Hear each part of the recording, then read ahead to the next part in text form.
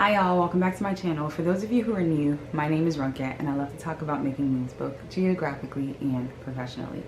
In my most recent video, I started talking about travel reward cards. In that video, I covered the 3 general categories of travel reward cards. I'm going to link it above right here, or here, whichever side it's on, and I'm going to also link it below in the description box. I would definitely recommend that you go and watch that video first if you have not seen it yet, or if you would like a little refresh. In today's video, I'm diving a little bit deeper into the world of travel reward cards, and we're talking about benefits and fees. Now, for the sake of this video, I will be focusing solely on the general travel cards because these are the cards that tend to have benefits that are a bit more generalizable and benefits that you can make use of outside of particular brands. And the goal for this video is to make it as accessible and user-friendly as possible.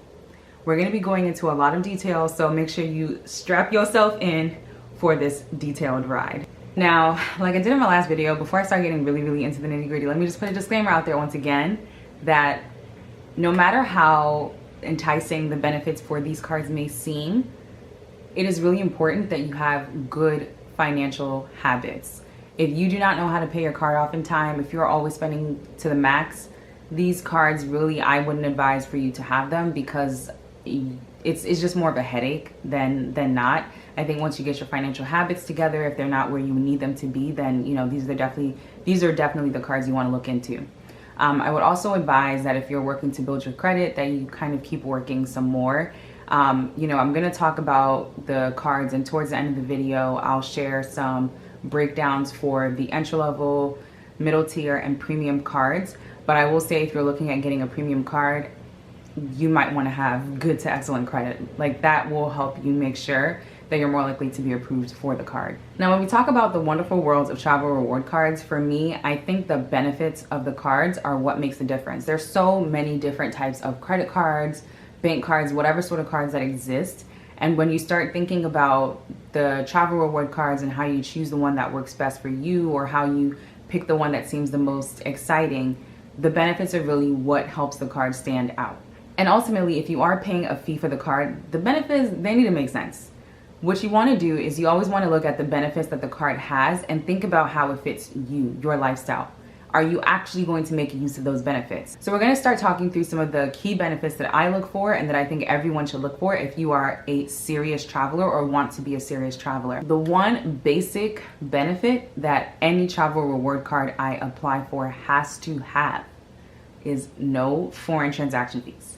No foreign transaction fees essentially makes sure that if you decide that you want to go to Mexico, you want to go to Australia, you want to go to Bora Bora, you want to go to Morocco, you want to go to Chile, it makes sure that if you swipe that credit card, they're not going to charge you a percentage fee for using that credit card.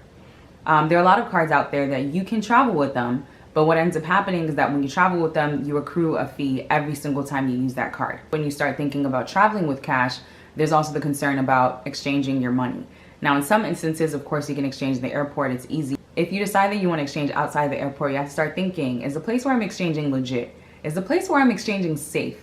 Is the place where I'm exchanging actually giving me a good rate? So I just feel like there's so many different factors involved that I usually don't like to have to deal with exchanging money. I just always think about, let me just have my card and know that that's what I'm spending. So for me, like I said, that is a non-negotiable must-have for any travel reward card. If you're traveling domestically, this specific benefit might not matter so much, but if you plan on traveling internationally, I would highly recommend that you make sure that at minimum, your card has no foreign transaction fees. Another benefit that I think you should look for in a travel reward card is a credit towards a known traveler program. And so this could include something like TSA PreCheck or Global Entry. These are really important if you travel domestically and if you travel internationally, because TSA PreCheck is what you actually use when you're going into the airport to get through security. And then Global Entry is what you would use when you're coming out of the country and you're coming back into the country to your first port of arrival or first airport of arrival within the US. For me, these are very important benefits to have because they save you time, and time is money. Another benefit that I look for is lounge access, and this tends to apply really for airports. Now, with lounge access, there are several networks of lounges, so I wouldn't necessarily say you have to look for a particular network, but you do want to think about maybe the destinations that you're more likely to visit, maybe the airports that you're also more likely to go to, and see what lounges they have or see which networks serve those airports. One of the more popular airline network lounges is Priority Pass. And what I love about Priority Pass is that you enter for free, you can bring up to 2 guests for free, and then after that, of course, you would pay. But if based on what I remember paying for bringing someone into a Priority Pass lounge, I paid about $30. So if you travel a minimum of 4 times in 1 year, that's already $120 you would have saved strictly from the lounge. Now, another perk with Priority Pass in particular is that what they actually do is that in some airports, if they do not have a lounge, they will actually give you a restaurant credit. And I've been able to use it before. I was able to order an actual meal, I ordered a drink, I ordered dessert, and it covered everything. The only thing I was left paying was gratuity. And that's how they structure it. They give you the credit towards the meal, and then you would pay for gratuity. And I think that's great, because if you have a long layover, or if you're just one of those people that likes to get to the airport early, like me, it works out well because you're not there hungry. Another popular lounge network is the American Express and Tyrion lounges. And then they also have airline lounges like Delta or Lufthansa. Another benefit that a lot of these travel reward cards have started offering is some sort of discount or benefit that you get by using a particular brand. And so I'm talking about things like Uber or Lyft. This is really good because Uber in particular, I don't know about Lyft, but Uber in particular, I know they have a huge footprint pretty much around the world. Sometimes what the card will do is that they'll give you a special membership level because of the fact that you hold this reward card, or they will discount your rides, or they will offer you additional points towards your ride. There's always some level of partnership that they have with these brands, and a way that they try to make it more enticing for the users to actually use the brands. So that's a benefit that I would look out for if I was someone that I traveled a lot and maybe I needed to use Uber or Lyft. They also do provide the same sort of benefits if you're using like a Uber Eats or a DoorDash. Last year, for one of my cards, I received a $60 credit towards one of these food delivery services. And you know your girl used it, okay? We ain't wasting money, especially not on food. Now, I know I've mentioned just a few of the benefits so far, but the truth is there are so many more benefits that I honestly cannot count them all. And a lot of them are also card dependent. There are some benefits that some cards offer that some cards won't. And most importantly, when you are looking at the benefits, you want to use this as your opportunity to do a comparison of fees to benefits, because I feel that's what's most important. If you're an avid traveler and you decide to go with an entry-level card just because it has no fees, you might not really be doing yourself any favor. So I think it's important to make sure that the benefits line up with what you are looking for and the fee is something you are willing to pay. Some of the other benefits that are not easily quantified but also matter, at least with my card, I know that I have travel insurance protection. There's also lost luggage reimbursement, emergency medical assistance, and roadside assistance. One very unique benefit that my card has, and is the reason why I probably will stay with this card forever. A few years ago, I bought something online and did not realize that it had such a short return window. Lo and behold, when I now got this item and actually opened it a couple of weeks after I bought it because your girl went on a trip, I realized it didn't work for my camera, and I wasn't going to be able to use it, and I also wasn't going to be able to return it.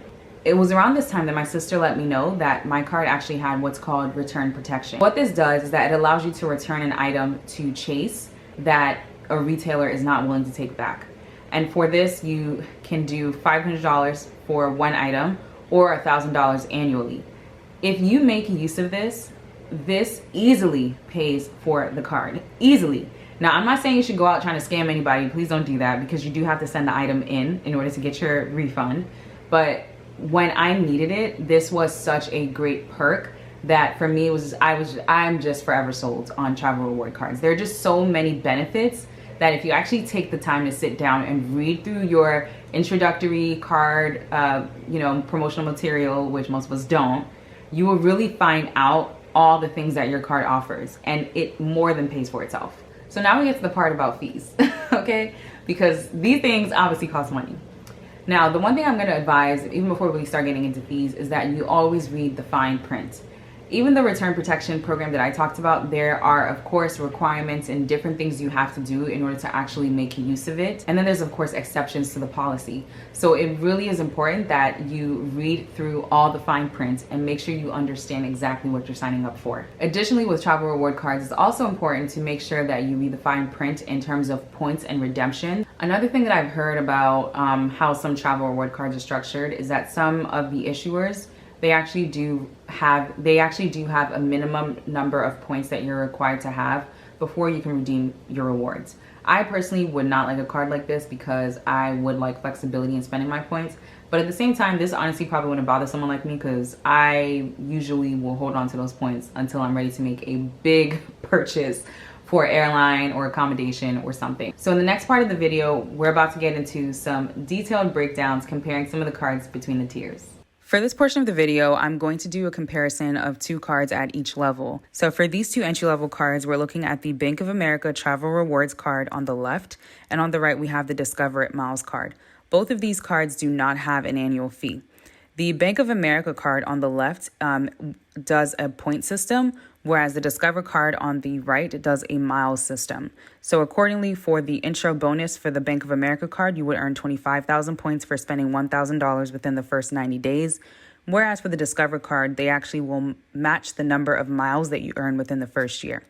And then for both cards, you would earn 1.5 points or miles for every dollar purchase afterwards. When we get to the mid-tier cards, these are the cards where you should really start to expect to pay an annual fee. Here we are looking at the Capital One Venture card as well as the City Premier card. They both have an annual fee of $95, and the Capital One Venture card, you would earn 60,000 miles for spending $3,000 within the first 3 months, whereas for the City Premier card, you would earn 80,000 points for spending $4,000 within the first 3 months. After the introductory period for the Capital One Venture, you earn 2 miles on all purchases. Then for the City Premier card, you earn 3 points per every dollar that's spent in several categories. I do want to call out that the Capital One Venture card does have a credit for global entry or TSA PreCheck, so that's a good thing to have at this level. Now we're getting to our premium cards. So this first card that we have is the Chase Sapphire Reserve. This card has a $550 annual fee, and the intro bonus is 60,000 points for spending $4,000 in 90 days. While the annual fee sounds steep, you also have to consider what you're getting back.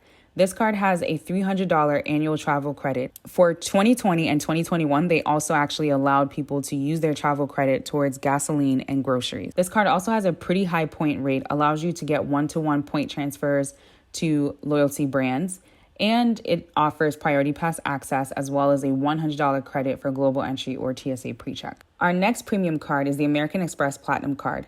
Priced with a $695 annual fee, this is the most expensive travel reward card currently available. The intro bonus right now is 100,000 points for spending $6,000 in 6 months. For this card in particular, the intro bonus varies. There are times where you can earn up to 140,000 points. So I would definitely recommend that if you are interested, try to hold out for those times. This card also has a $200 annual hotel credit as well as a $200 airline fee credit. There's the Uber savings that you get as well as VIP status. It has a pretty good points system as well. And with this card, you get automatic Hilton Honors Gold and Marriott Bonvoy Gold status. This card also features Priority Pass, but it also adds on Centurion Lounge access. Centurion Lounge is an American Express network, so that's why it's also added. This card also features a $100 credit towards global entry or TSA PreCheck. As I've mentioned, with the premium cards, they have a lot more benefits than I can reasonably fit. So if you are interested, once again, I would definitely recommend that you go to their products websites to find out more information. Anyways, I hope this information has been helpful. As always, please let me know in the comments if you are excited about any travel reward cards. If you have any, if you are against them, just let me know in the comments. Please make sure that you like this video, share it with others, and subscribe to my channel for more travel and career content. See you next time.